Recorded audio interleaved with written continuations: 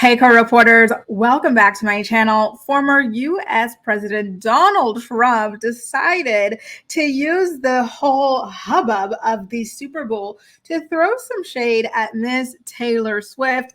I gotta say, this is some beef, some drama I did not see coming. By the way, subscribe to my channel if you haven't yet for more pop culture videos like this. But let's get into the tweet that Donald Trump sent. Coming for Taylor. I'm laughing because it's just so random and strange, but here we go. Here's the tweet. Donald said, and I quote, "I signed and was responsible for the Music Modernization Act for Taylor Swift and all other musical artists. Joe Biden didn't do anything for Taylor and never will. There's no way she could endorse crooked Joe Biden, the worst and most corrupt president in the history of our country, and be disloyal to the man who made her so much money. Besides that, I like her boyfriend Travis, even though he may be a liberal and probably can't stand me." Oh, Mr. Trump and his tweets, Lord have mercy. So basically, he is saying that Taylor is disloyal because she hasn't yet endorsed a presidential candidate, mainly him. And this is Trump's last-ditch effort to really try to get her to back him as a presidential candidate. And I just don't see that happening, to be honest with you. But there was something that really stood out to me in his rant. It was him talking about being responsible for the Music Modernization Act. And so, of course, I decided to go online and try to look up what that was, because to be honest, I wasn't really aware. So let's take a look at what exactly this program is that Donald Trump is talking about.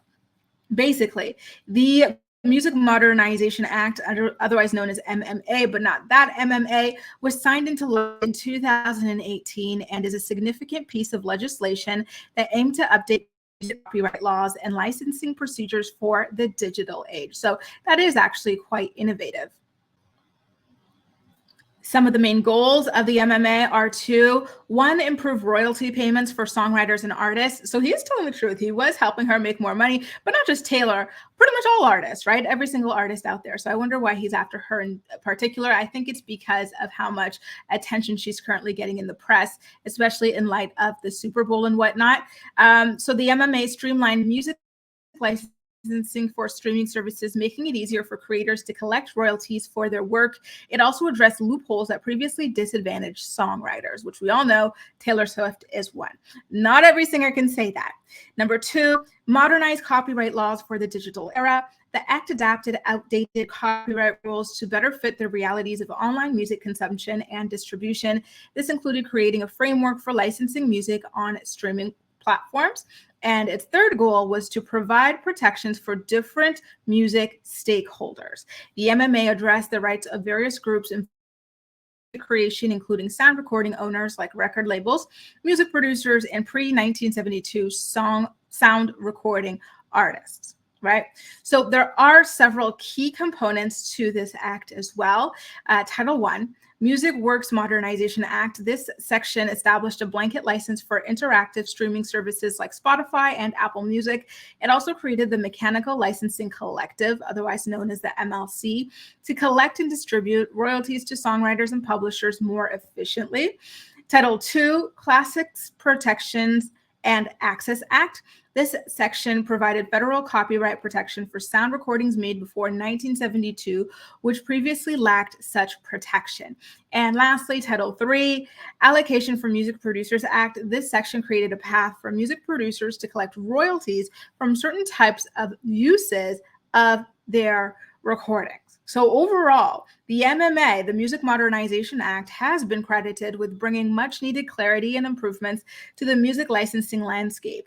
It aimed to ensure fairer compensation for creators while streamlining processes for music services. So that's actually quite good. I understand him using that card there, but I don't think that it's going to lead to an endorsement from Taylor Swift. Taylor typically tries to stay neutral, though she will lean slightly liberal.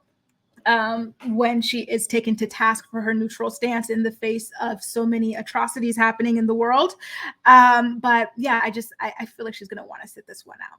I'm going to be honest with you guys. At this point, even endorsing Joe Biden is a bad look, right? With him funding a literal Holocaust and genocide. Like, if I were Taylor, I would not be endorsing a single damn person.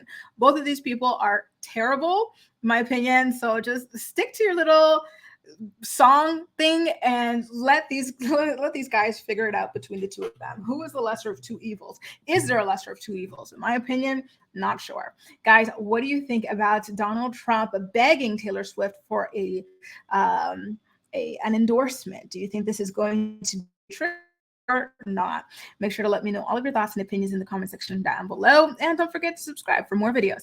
That's all for now. Thank you so much for watching, and I'll see you next time. Bye.